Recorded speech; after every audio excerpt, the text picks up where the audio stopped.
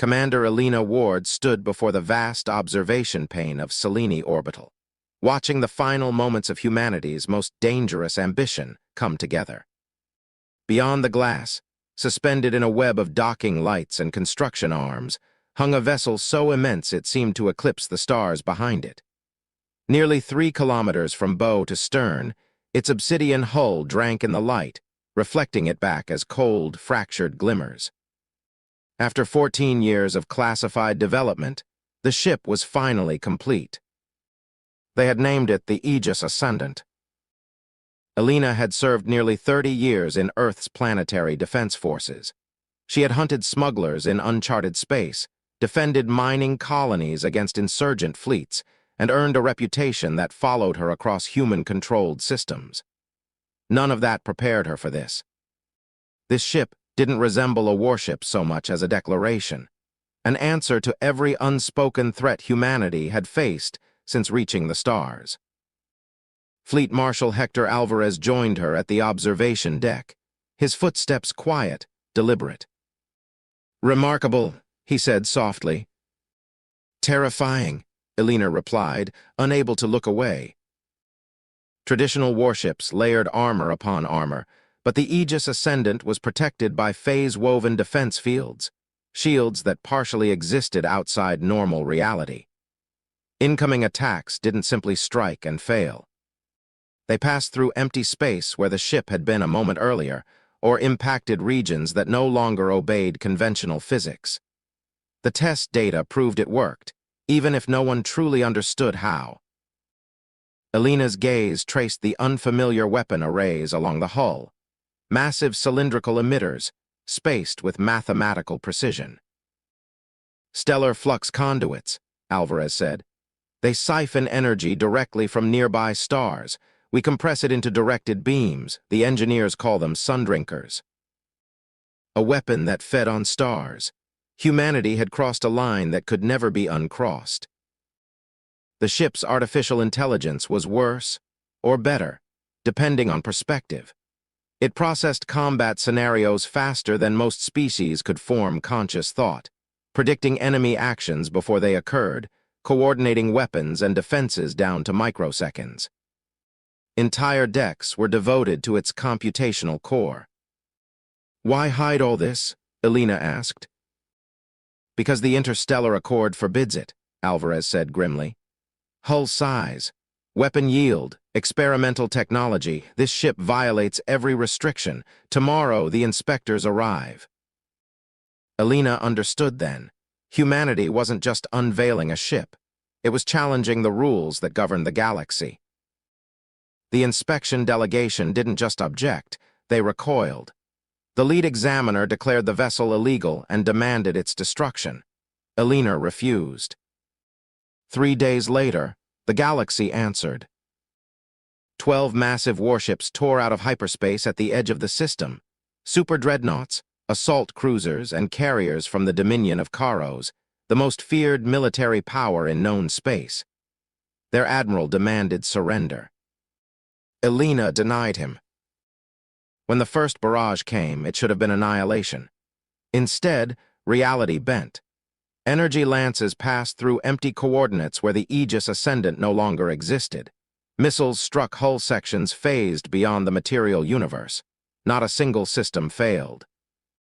Then Elena gave the order to fire. The stellar conduits awakened, drawing raw plasma from the nearby star. Blinding beams carved across space, slicing enemy ships apart as if they were paper. One dreadnought split cleanly in two. Another unraveled at the molecular level. Gravity snares locked the rest in place, trapping them helplessly in distorted space. Within 10 minutes, the battle was over. The Dominion fleet fled in terror, broadcasting a single message across the galaxy. Humanity had built something unstoppable. 14 days later, Elena stood on the bridge again, this time facing an armada beyond comprehension. More than 8,000 ships, 47 civilizations, ancient enemies united by fear. Crystalline vessels shimmered beside living warforms. Machine fleets moved with perfect symmetry. and among them drifted ships so old they seemed carved from myth. The primordials, beings who had watched civilizations rise and fall for millions of years. Their ultimatum was simple: surrender the ship for dismantlement or face annihilation. The Aegis Ascendant stood alone. Combat began with precision and fury. Enemy fleets struck from every dimension at once. The ship's quantum lattice armor shifted constantly, phasing sections in and out of reality to evade impossible attacks. Stellar beams erased hundreds of vessels. Gravity wells crushed machine fleets into wreckage. Hive swarms died in oceans of fire. For hours, the impossible held. But even humanity's greatest creation had limits. Reality-warping attacks from ancient vessels began to bypass the ship's defenses. Systems failed in places that didn't exist. Hull breaches appeared across multiple dimensions simultaneously. The AI reported cascading instability. Then Alina remembered the final safeguard, a system buried so deep in classified schematics that even she had barely been briefed. The Stellar Rupture Array, a weapon not meant to destroy fleets, but stars. As the Armada closed in for the killing blow, Alina authorized activation. The array awakened, its hum resonating through space itself. The nearby star flickered, solar flares erupted in violent, unnatural patterns. Gravity twisted, space screamed. Panic erupted across enemy channels. Fleets scattered in full retreat as the realization set in. Humanity was willing to take a star hostage. Ancient beings intervened, projecting stabilization fields to keep the system from collapsing. One manifested on the bridge display, its ageless voice filled with shock. "You are unraveling cosmic balance," it warned. "Deactivate the weapon." "End the assault," Alina replied, holding the array at the brink of ignition. "Or we all burn."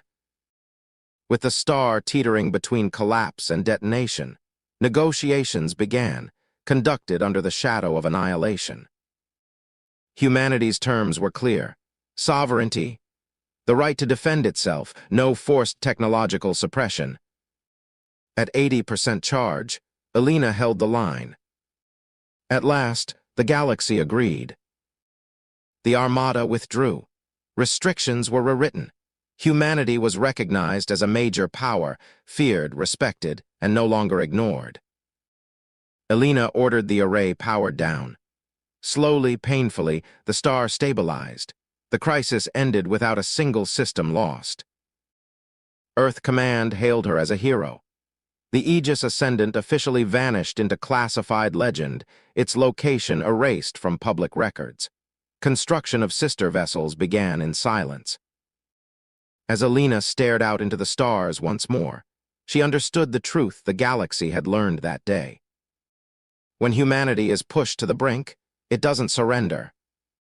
It invents the impossible.